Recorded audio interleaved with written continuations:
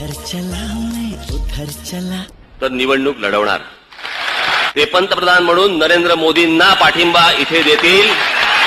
इधर चला मैं उधर चला। आज मोदी मुक्त भारत झाला पाहिजे। प्रधानमंत्री बनने के बाद भी अगर गटर से पाइप निकाल के उसमें से गैस निकाल के चाय बनानी, अगर ये सोच अगर प्रधानमंत्री की हो सकती है तो इसके आगे मैं क्या बोलूं। तो उनकी पार्टी के लोगों की क्या सोच होगी। तो ये उनकी गुस्सा बीजेपी से या सिर्फ इन्हीं लोगों से, अमित शाह और मोदी से? बस उन्हीं से। जाने कहां मैं किधर चला। बिलकुल, या फोटोमधून दोघांचेही जर अमित शहा आणि राज ठाकरे यांचे चेहरे पाहिलेले तर अमित शहा जी दोघांचीही बॉडी लँग्वेज जर पाहिली तर अमित शहा स्वागत करताना दिसत आहेत आणि राज ठाकरेही हस्तांदोलन करतायत। आणि दुसऱ्या फोटोमध्ये राज ठाकरे यांनी अमित ठाकरे यांना सुद्धा सोबत घेतलेलं आहे।